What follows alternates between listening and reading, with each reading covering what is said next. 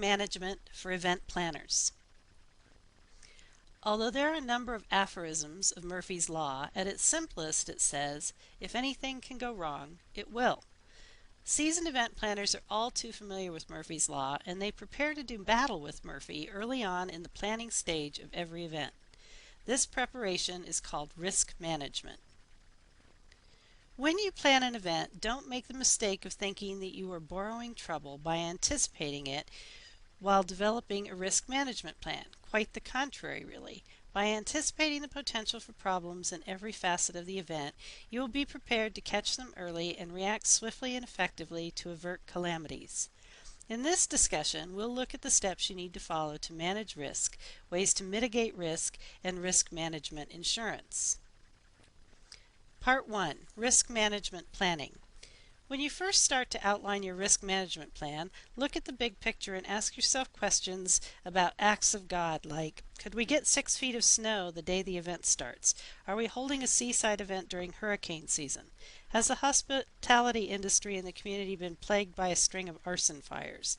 You can get a pretty good handle on what you might be up against from Mother Nature by doing Google image searches of the locale. A news search of the area will tell you if there are any potentially threatening people-caused calamities on the horizon. Next, evaluate your transportation plan. How will an airline or railroad workers' strike affect your attendee base? What will happen to your transfer plan if gas prices skyrocket? Now it's time to take a good look at your venue and suppliers. What do your point people tell you they have in place to manage problems like power outages, fire, equipment failure, and personnel strikes? Some of your risk management is the responsibility of those you've contracted with. Make sure their preparedness is noted in each contract. How will you handle medical emergencies? People who over-imbibe at event cocktail reception. What if a fight breaks out? You need to apply good risk management policies to your budget items as well. For instance, what if your title sponsor pulls out at the last minute, leaving you with no way to pay for a significant part of the event? What will you do if an unscrupulous supplier holds items you need hostage in order to get more money out of you? Some risks are obvious, bad weather at an outdoor wedding, for example. Others are your responsibility to ferret out. Is your guest registration data on a secure server so no one can steal all the credit card numbers or event guest identities? Might there be a violent disruption of the political rally you're holding? Once you have asked and answered all of these questions to the very best of your ability, you will have identified risk. Now you need to realistically determine whether the risks you've listed have a high, medium, or low probability of occurring. The most attention needs to be given to those high probability risks. We suggest you put your risk management plan in a spreadsheet form so you can organize each risk's probability. The next column in your risk management spreadsheet identifies the magnitude of the negative effect of each risk if it is visited upon your event. For example, a technology glitch at registration has a high probability of happening. If your network goes down or your database dumps dozens of registrant data files, what will the consequences, the magnitude of that be? The last step of the spreadsheet risk management exercise is to prioritize the risk.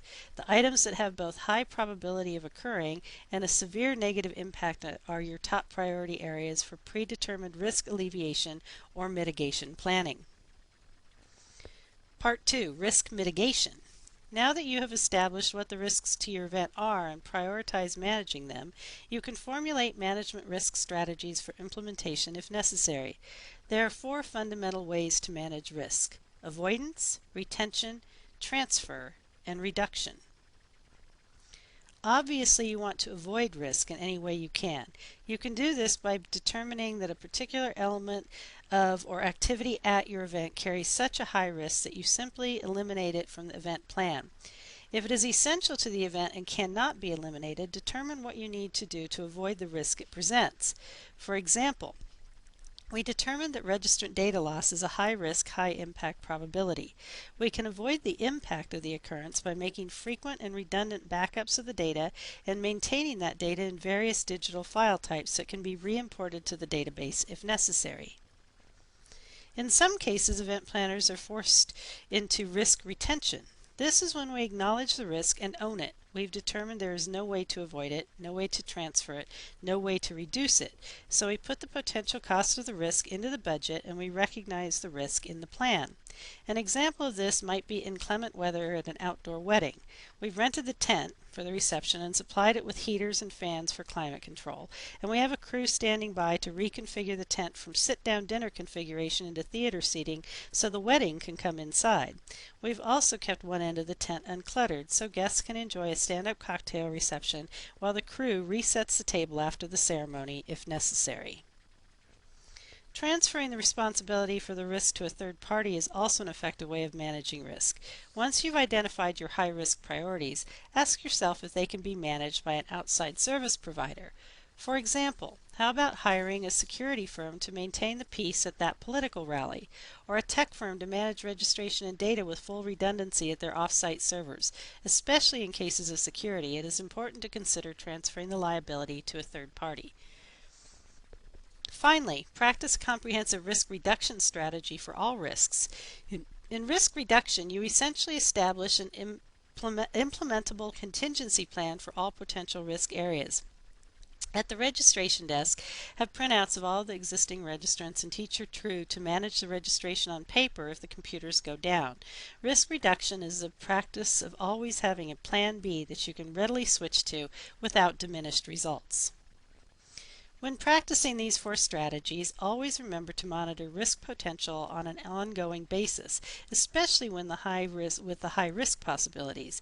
Keep a close eye on these areas so you can react immediately if there is any indication of a problem. Part 3. Risk Management Insurance. Per Yale University's Digital Licensing Information System, force majeure literally means greater force. These clauses excuse a party from liability if for some unforeseen event beyond the control of that party prevents it from performing its obligations under the contract. Typically, force majeure clauses cover natural disasters or other acts of God, war, or the failure of third parties such as suppliers and subcontractors to perform their obligations to the contracting party. It is important to remember that force majeure clauses are intended to excuse a party only if the failure to perform could not be avoided by the exercise of due care by that party. As an event planner, you will need insurance to cover force majeure and acts of God risks. Event liability insurance. Events are always required to carry general liability insurance, protecting the planner, personnel, and venue from liability and lawsuits stemming from causing accidental injury or death. A standard general liability policy for events also includes riders that cover property damage, automobiles used, liquor liability, third-party property damage, loss or destruction of equipment, rented or owned, spectator medical coverage, and even workers' compensation expense. Inclement weather insurance. Weather changes are the most common force majeure most event planners have to grapple with. Weather insurance helps mitigate losses from bad weather at outdoor events as well as weather impact on attendee numbers due to travel interruptions. Event cancellation insurance. Events are sometimes canceled or rescheduled because of weather, flooding, earthquakes, hurricanes, acts of terrorism, performing artist cancellation, and venues being closed or condemned by authorities. If your event has even a medium probability of being canceled, this insurance protects you from financial obligations of contracts and lawsuits related to the cancellation. Annual events coverage. If you hold the same event every year, you may choose a full coverage policy that covers the event as long as it occurs. These policies typically do not cover car races and other driving events, rock, rap, and hip-hop performances, and film production. Vendors and exhibitors insurance. Especially useful for events that have third-party exhibitors, these policies cover general liability issues, liquor liability, property damage, medical emergencies, and owned and rented equipment. The liquor liability portion is especially significant if any alcohol will be served in conjunction with the event, because it indemnifies the organizers if someone drives intoxicated and causes injury or death. Note: always have liquor liability insurance in place for any event that serves alcohol or allows people to bring their own. Entertainment insurance. This insurance is basically a cancellation policy. It varies from the basic event cancellation policy in that it can cover elements like refunding ticket sales after the money from them has already been spent. Wedding and wedding cancellation insurance.